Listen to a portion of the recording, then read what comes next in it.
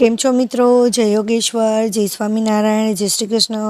હું છું શિલ્પાસ કિચન રેસિપીસમાં તમારું સ્વાગત કરું છું. તરબૂચ ખાઈ અને આપણે એની છાલ ફેંકી દેતા હોઈએ છીએ, પણ તમને ખબર છે કે તરબૂચની છાલ આપણા સ્વાસ્થ્ય માટે ખૂબ જ ફાયદાકારક હોય છે. તો હું તો એની ઘણી બધી અલગ અલગ રેસીપી બનાવું છું અને અમારા ઘરમાં તરબૂચની છાલની દરેક રેસીપી બધાને બહુ જ ભાવે છે. તો મને થયું કે મારા વ્યુઅર્સ સાથે પણ હું શેર કરું કે જેથી એમને પણ ઉપયોગી બને. ખરેખર આ રેસીપી એટલી સ્વાદિષ્ટ બને છે અને બધા કરતાં કંઈક અલગ જ રેસીપી શેર કરી છે, તમને ખૂબ જ ગમશે. તો ચાલો આપણે રેસીપી જોઈએ ને એ પહેલાં મારે તમને એક વાત કહેવાની છે કે જો તમે ચેનલને સબસ્ક્રાઈબ ના કર્યું હોય ને તો સબસ્ક્રાઈબ કરી લેજો, કેમ કે હું આવા જ નવા વિડીયો લાવતી રહું છું. અને બાજુમાં જે બેલ આવે ને એને પણ ઓન કરી દેજો, જેથી નવા વિડીયોની નોટિફિકેશન આવે અને નવો વિડીયો તમે તરત જોઈ શકો. અને હા, વિડીયો કેવો લાગ્યો ને એ મને કમેન્ટમાં જણાવજો. અને વિડીયો જો તમને થોડો પણ ઉપયોગી બને તો બીજા સાથે પણ શેર જરૂર કરજો, જેથી એમને પણ ઉપયોગી બની શકે. તો ચાલો આપણે બનાવવાનું શરૂ કરીએ.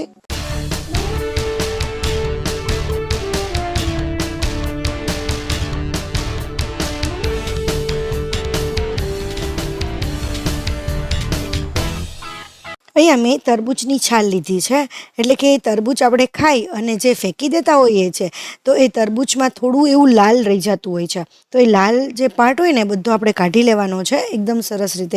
અને જે પાછળનો ગ્રીન પાર્ટ છે ને એ એકદમ એની જે સ્કીન છે થોડી એકદમ જાડી હોય છે, તો એ આપણે પણ કાઢી લઈશું.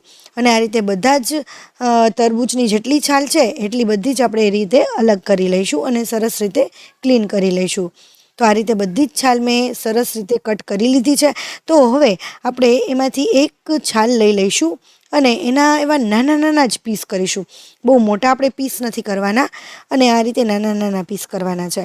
અને 4 થી 5 છાલ આપણે અલગ કરી લેવાની છે, કે જે આપણે બીજી પ્રોસેસ કરવાની છે એના માટે. તો આપણે એ અલગ કરી લઈશું. તો હવે અહીંયામાં બધા જ કટકા પણ થઈ ગયા છે છાલના, અને આ રીતે તમે જોઈ શકો છો કે નાના નાના જ આપણે પીસ કરીશું. તમારા ઘરમાં કેટલા મેમ્બર છે એ પ્રમાણે તરબૂચની છાલ લેવાની છે. હવે આપણે એક મિક્સર જારની અંદર અહીંયા મેં માંડવીના દાણા લીધા છે, 1 મુઠ્ઠી જેટલા માંડવીના દાણા લીધા છે, એને ક્રશ કરી લઈશું. ઘણા લોકો મગફળીના દાણા કહેતા હોય છે, માંડવીના દાણા, પછી સિંગ દાણા કહેતા હોય છે, સિંગના બી પણ કહેતા હોય છે. તમે શું કહો છો ને એ મને કમેન્ટમાં જણાવજો.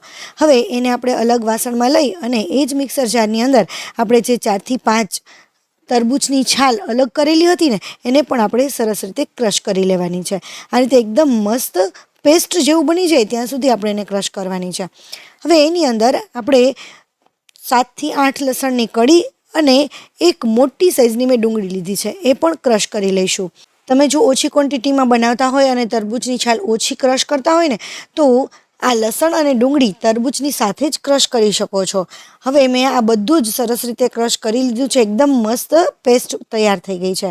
તો એને આપણે સાઈડમાં રાખી અને ગેસ ઓન કરી અને એક પેનની અંદર આપણે ઘી લેવાનું છે.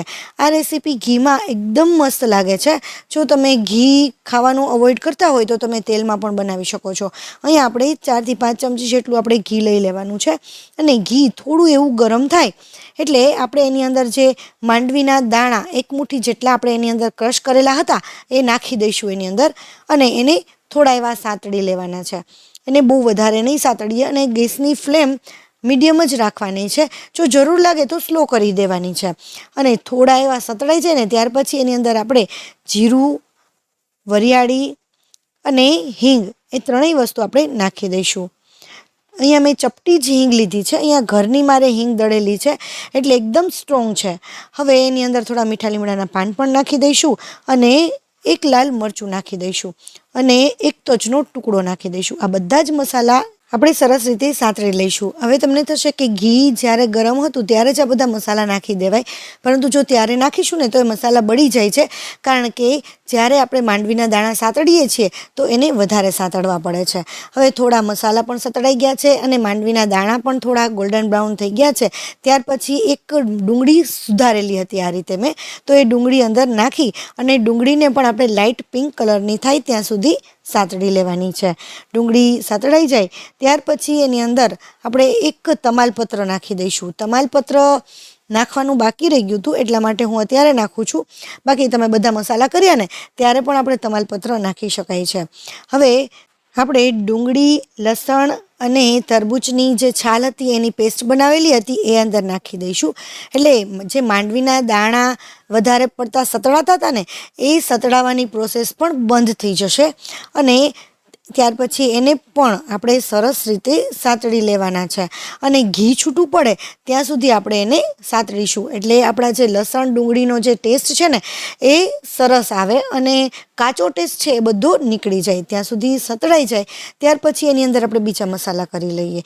સ્વાદ પ્રમાણે મીઠું નાખી દઈશું, હળદર નાખી દઈશું પ્રમાણસર, અને આ મસાલાને પણ આપણે ઘીમાં પકવી લઈશું. આ રીતે જો એક કરતાં આપણે મસાલા પકવીએ છીએ ને તો એ રેસીપીનો ટેસ્ટ પણ બહુ જ સરસ આવે છે, કારણ કે એ મસાલા વારાફરતી પરફેક્ટ રીતે એ પાકતા હોય છે. એટલા માટે હવે એ બધા સરસ પાકી ગયા છે. ત્યાર પછી લાલ મરચું પાવડર આપણે હંમેશા છેલ્લે નાખીશું, કારણ કે લાલ મરચું પાવડર છે ને એ પહેલાં નાખવાથી બળી જતું હોય છે, એટલે આપણે છેલ્લે નાખીશું. ટેસ્ટ પ્રમાણે લાલ મરચું પાવડર અને 1.5 ચમચી જેટલું આપણે ધાણા જીરું પાવડર એની અંદર નાખી દઈશું અને એ મસાલા પણ આપણે મિક્સ કરી લઈએ.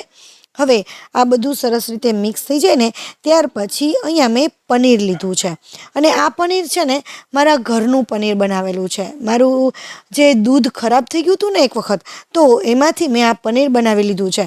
અને આ રીતે જો તમારે ક્યારેક દૂધ ખરાબ થઈ જાય તો તમે આ રીતે પનીર બનાવી લેજો. બહુ જ મસ્ત અને સોફ્ટ પનીર બને છે, તો દૂધ પણ આપણે ફેંકી નહીં દેવું પડે અને મસ્ત એવી રેસીપી તૈયાર થશે. કોઈ પણ રેસીપીમાં તમે આ પનીર આ રીતે નાખી શકો છો, પરંતુ અહીંયા મેં જે પનીર નાખ્યું છે એનો ટેસ્ટ બહુ જ સરસ આવે છે આ રેસીપીમાં. પનીર કઈ રીતે બનાવવું ને એની રેસીપી જોઈતી હોય ને તમારે, તો વિડીયોના એન્ડમાં પણ હું તમને આપી દઈશ અને ડિસ્ક્રિપ્શન બોક્સમાં પણ એની લિંક આપી દઈશ, તમે ત્યાંથી જોઈ શકશો.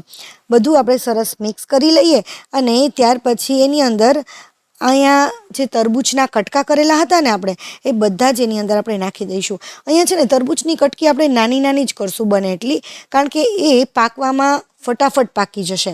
હવે અહીંયા મેં 2 ટમેટાની આ રીતે પ્યુરી બનાવી લીધી છે. એની અંદર કોઈ પણ પાણી નહીં કે કોઈ પણ છાલ કાઢવાની નહીં કે બાફવાની કોઈ ઝંઝટ નથી, એમને ડાયરેક્ટ પ્યુરી બનાવી લીધી છે અને એ આપણે એની અંદર નાખી દેવાની છે. થોડું વાટકીમાં પાણી નાખી અને હલાવી અને એની અંદર આપણે મિક્સ કરી દઈશું. મિત્રો, તમે કયા ગામથી કે કયા સિટીથી મારા વિડીયો જુઓ છો ને એ મને કમેન્ટમાં કહેજો, કારણ કે મને પણ ખ્યાલ આવે કે મારા વ્યુઅર્સ મારા વિડીયો ક્યાંથી જુએ છે. તો બધું મિક્સ થઈ જાય ને એટલે આપણે એને ઢાંકી અને પાકવા દઈશું, અને થોડું એવું પાકી જાય એટલે કે જે તરબૂચ છે ને એમાંથી જ પાણી પણ છૂટશે. તો એના પાણીથી અને જે આપણે ટમેટાની પ્યુરી નાખેલી હતી એ ટમેટાની પ્યુરી એનું જે લિક્વિડ છે એનાથી આપણે પાકવા દઈશું, એટલે આપણે વધારે એક્સ્ટ્રા પાણી નાખવું ન પડે. હવે અહીંયા મેં દહીં લીધું છે અને અહીંયા 3 થી 4 ચમચી જેટલું હું દહીં લઉં છું. તમે જોઈ શકો છો મારું દહીં એકદમ પોળા જેવું દહીં છે. જો તમારે દહીંની રેસીપી પણ જોઈતી હોય ને કે આટલું એકદમ મસ્ત એવું ડેરીવાળા જે દહીં આપણને આપે છે ને એવું જ ચોસલા પડે એવું દહીં બને, તો એવું દહીં કઈ રીતે બનાવવું તો એની રેસીપી પણ હું તમને આપી દઈશ. હવે થોડી એવી ખાંડ નાખવી, અને ખાંડથી એનો ટેસ્ટ વધારે સરસ આવશે. ખટાશ અને ખારાશ બંનેનો એ બેલેન્સ કરશે.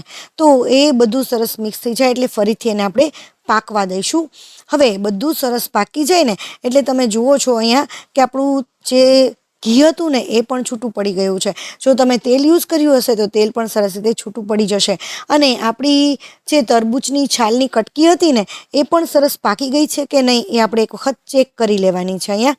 અહીંયા જુઓ, આ તરબૂચની કટકી એકદમ ટ્રાન્સપરન્ટ થઈ ગઈ હોય ને તો આપણે સમજી લેવાનું છે કે એ એકદમ સરસ પાકી ગઈ છે. અને છતાં પણ જો તમારે વધારે પકાવવી હોય તો અને જરૂર લાગે તો થોડું પાણી અથવા તો છાશ નાખી અને તમે પકવી શકો છો. અને આને તમે રોટલી, પરાઠા, ભાખરી કે રોટલા સાથે પણ તમે ખાઈ શકો છો અને ખૂબ જ ટેસ્ટી લાગે છે. આમાં તમારે શાકની બીજા કોઈ પણ શાકની જરૂર નહીં પડે, આ એક જ શાક કાફી છે. મિત્રો, તમને મારી આ રેસીપી કેવી લાગીને મને કમેન્ટમાં જરૂર જણાવજો, અને જો તમે ચેનલને સબસ્ક્રાઈબ ના કરી હોય તો ચેનલને સબસ્ક્રાઈબ કરી લેજો આવા જ નવા વિડીયો જોવા માટે. અને જો તમને રેસીપી થોડી પણ ઉપયોગી બની હોય ને તો તમારા ફેમિલી મેમ્બર કે ફ્રેન્ડ સાથે પણ શેર જરૂર કરજો, જેથી એમને પણ ઉપયોગી બની શકે. Thank you for watching. નવી રેસીપી સાથે આપણે ફરીથી મળીશું. ત્યાં સુધી બાય બાય, ટેક કેર.